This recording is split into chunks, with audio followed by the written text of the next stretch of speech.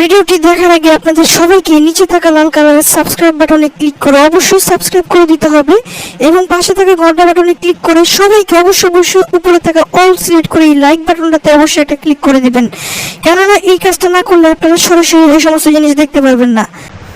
আজকের এই ভিডিওটা আপনারা কেউ 5 সেকেন্ডও না টেনে সম্পূর্ণ ভিডিওটি শুরু থেকে শেষ পর্যন্ত দেখবেন, কেননা এই মুহূর্তে আপনারা স্ক্রিনে যে মেয়েটিকে দেখতে পাচ্ছেন এই মেয়েটির কাপড় চোপড় পায়জামা ওড়না টোড়না সব কিছু খুলে ভিতরে কী আছে না আছে সব কিছু আপনাদেরকে খোলামেলাভাবে দেখাবো।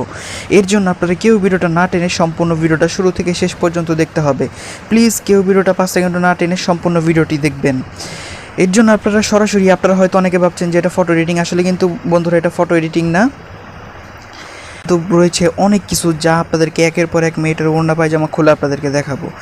এর জন্য আপনারা সরাসরি এফএক্স থেকে কালার অপশানে চলে যাবেন। কালার থেকে যে কালার রিপ্লেসমেন্ট, এখান থেকে আপনারা এই মেয়েটির কোন কালারটা রিপ্লেস করতে চান সেটা এখান থেকে সিলেক্ট করে দেবেন। তো কথার কথা ধরেন আমি মেয়েটির এই যে এই প্লাস আইকনে ক্লিক করে এই যে ওড়নার সাইডে যে বেগুনি কালারের যে কালারটা এটা আমি চেঞ্জ করবো। এর জন্য দেখেন কোন কালারটা সবচেয়ে সুইটেবল লাগে, এই কালারটা আমার কাছে মোটামুটি ভালো লাগছে।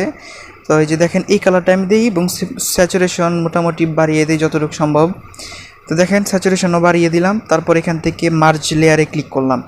এরপর আবার কালার রিপ্লেসমেন্টে ক্লিক করে যে পিছনে যে সবুজ টিয়া কালারের গাছের পাতাগুলো দেখা যাচ্ছে এটাকে আমরা একবারে লাল করে দিব, অথবা আপনার পছন্দ অনুযায়ী কালার দিতে পারেন। তো আমি এই কালারটা দেওয়ার পর এখান থেকে স্যাচুরেশন মোটামুটি হাই করে দিলাম এবং এখান থেকে মেইন হিউও এটা একটু যেরকম আছে সেরকম রেখে জাস্ট সিম্পলি যে মার্জ লেয়ারে ক্লিক করে ওকে। দেন আবার এখান থেকে স্যাচুরেশন অপশনে গিয়ে জাস্ট সিম্পলি এখান থেকে স্যাচুরেশন ফুল করে দিতে হবে। ফুল স্যাচুরেশন দেওয়ার পর দেখেন পিকচারটা অন্যরকম হয়ে গেছে। দেখেন মেয়ের ঠোঁটগুলো কত সুন্দর হয়ে গেছে এই স্যাচুরেশন দেওয়ার পরে।